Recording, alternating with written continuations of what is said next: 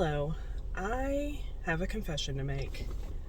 I am filming this video on the day that I am posting it. That's not the confession I was going to make, but there's that one too. So, why I am filming the video on the day that I am posting it is because I went where I'm going today a year ago, right before the pandemic hit.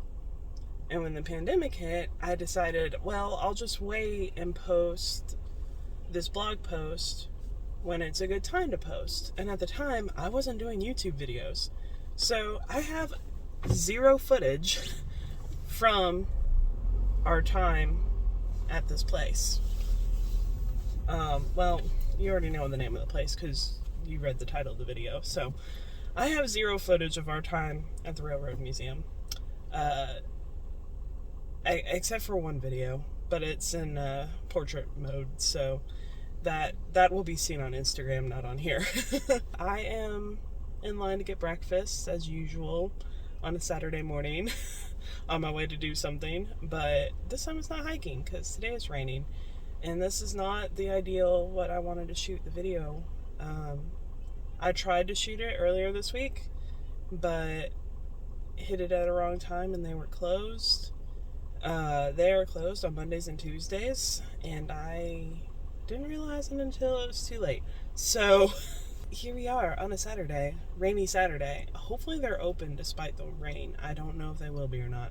We'll be finding that out, and you'll know that information as well.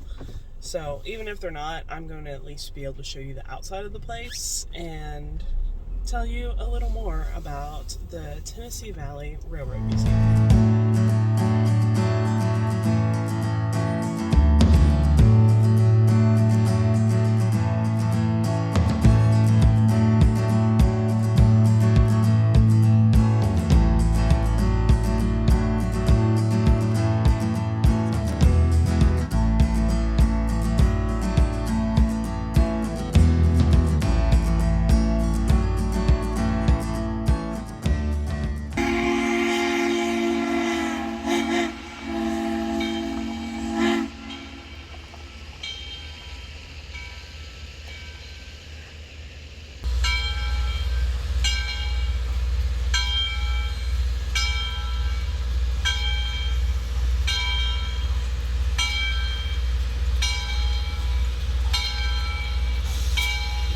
So here is walking up to the ticket booth, which you used to get tickets inside the station, but now you get them out here.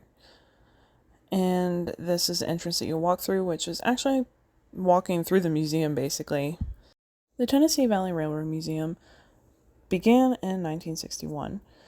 It was a group of train enthusiasts in Chattanooga that got together and purchased some old locomotives and kept them from being scrapped. Over time, the Southern Railroad Company offered to donate some of their old cars and engines as well, and over time the collection grew to what you see here, and that is what the museum looks like today.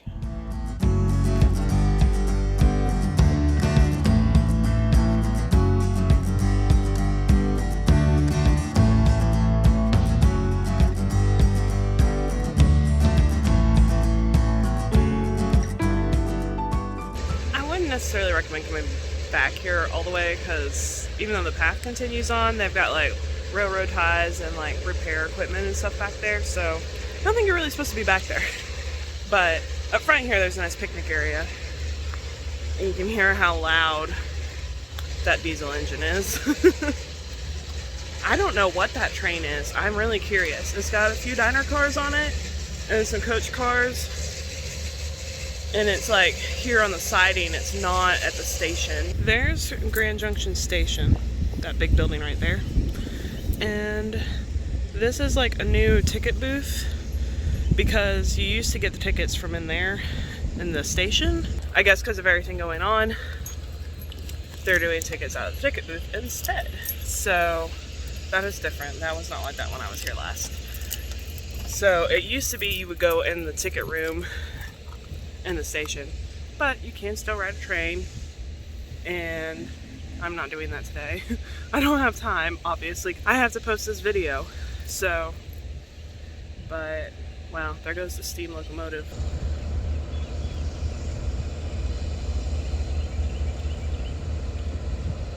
He's like slowly inching along. I think he's backing up to the cars of the train. Because I'm pretty sure that's the Missionary Ridge local that they're about to do, because it goes that direction and he's backing up to the cars to pull out that way. And when we did it, we had a diesel engine, which is still cool, but it's not as cool as a steam engine. So these people are lucky they're getting a steam engine.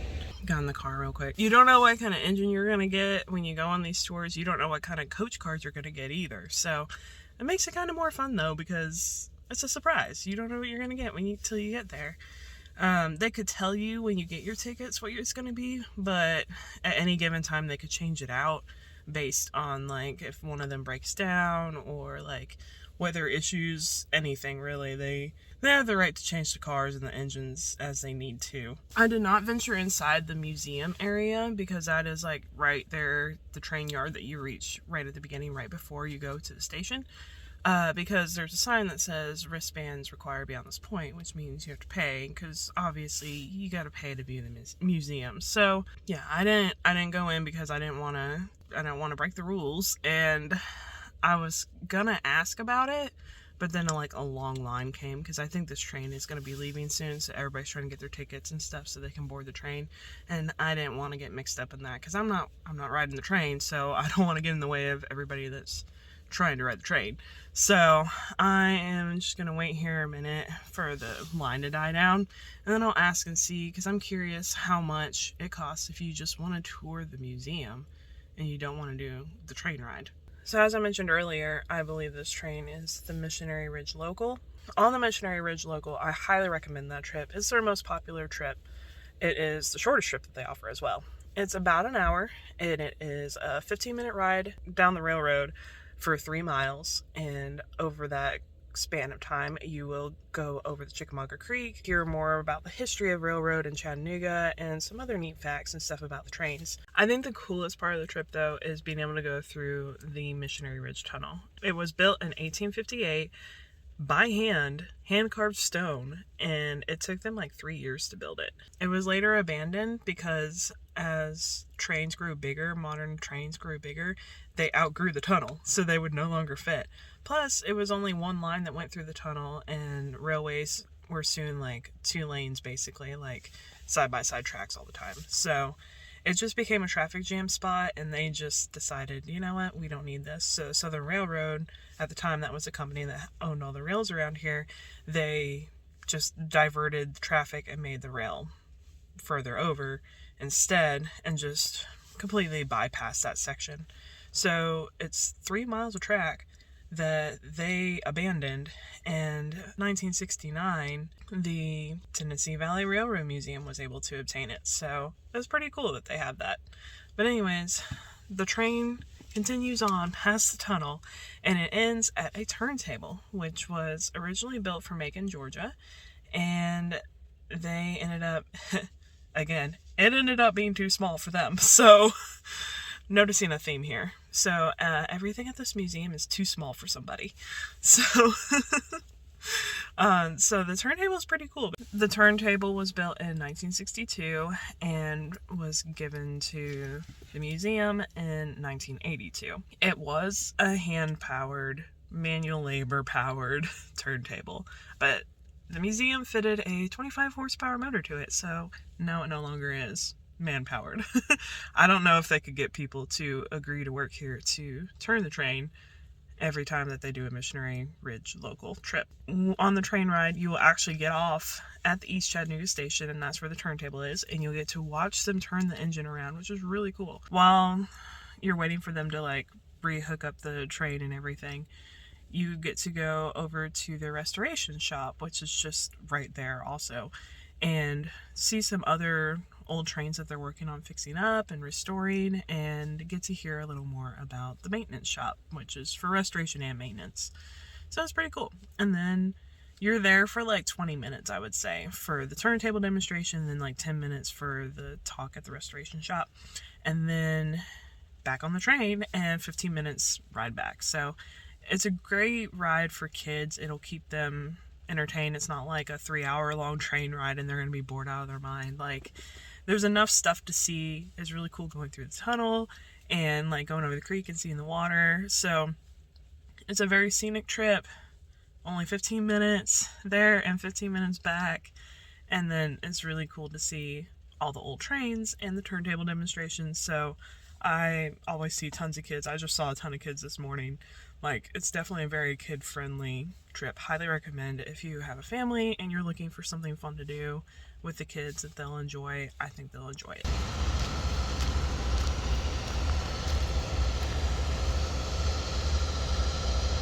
I didn't know when the train left, obviously, because I missed it. I was going to get a video of it leaving, but that train has more cars on it than the one we rode. But it's also a Saturday. We went on a Thursday, so it's probably busier, despite the weather. And it's really not that rainy, so it's not a bad day for a train ride, I would say. I think this one's about to move now that that one's left the station.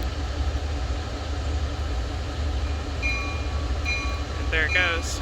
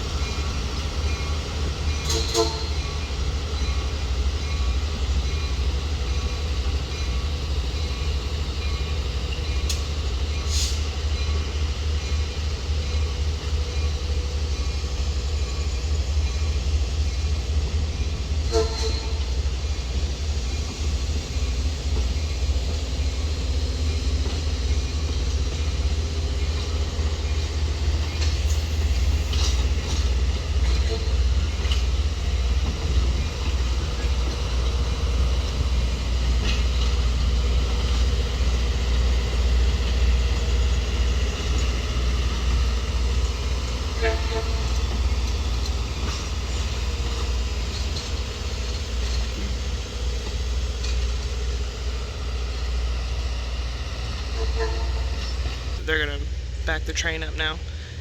He went out there and pulled the switch so that they can go back up onto the track to go to the station. Here they are backing up.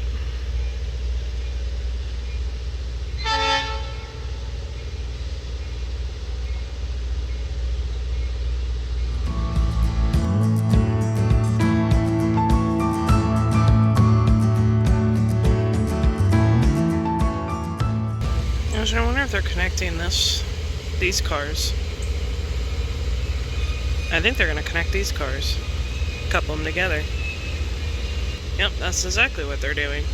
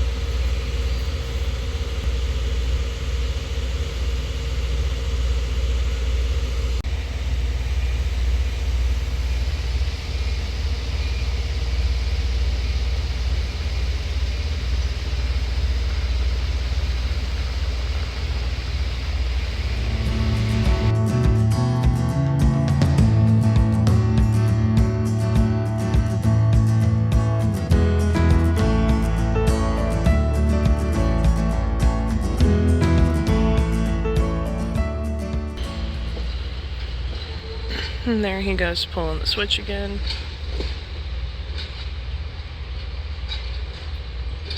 Today, the Southern Railroad Company is actually Norfolk Southern, which, if you're familiar with Chattanooga area, you've probably seen one or two of their trains. They're all over town. Here you'll see there's two different track sets, the one above and the one below. So the one below is part of the 3-mile section that is owned by the museum, and the upper part here is today's tracks used by Norfolk Southern. Okay, I'm back in the car. Wow, that train is flying fast backwards. So yes, they are backing it back up into the station. I went over and asked, since the line died down, because everybody was trying to get on that local train. He said that if you want to just tour the museum itself, it's only $5 per adult. And then I asked if the station was still open. He said the station is still open, you still go in and everything. But he said the upstairs exhibit is closed, which I didn't even know there was an upstairs exhibit, so I missed out on that last time. But apparently it's closed anyways, so you're gonna miss out on it too. But he said the gift shop and the restrooms are still open there. There are restrooms inside. I'm sorry that I missed the opportunity to do a video of the train ride itself, because YouTube wasn't even on my radar at the time when we did this. This was back in last February, and I didn't know that YouTube was on the horizon for my future, so here we are. So I'm doing a video like after the fact, and things have changed, so I think it's good that I'm doing it now. I'm grateful that they are open today, so I was able to show you guys a few things. And I think that's about it. So definitely check out my latest blog post. It'll be linked below. That'll have more details about the place, a little more history and stuff if you're interested in that, and links so that you can get tickets. I highly suggest getting your tickets online beforehand. That's what we did. It makes things so much easier and faster. So highly recommend the Missionary Ridge Local and get your tickets online beforehand. And they've got other train rides that Adam and I are dying to do. They're a lot longer. They've got like a 6-hour one and like a full day 8-hour one. Like, they've got seasonal stuff. Like, definitely want to do one in the fall so you see all the fall foliage. It'll be so pretty. And then they've got like in the winter around Christmas time they do a Polar Express like for the kids. So I think that one would be fun if you were a kid. And maybe not. Maybe it'd be fun as an adult too. I don't know. That is pretty much it. So if you enjoyed this video, give it a thumbs up for me, subscribe, and I will see y'all next week. Bye bye, trains.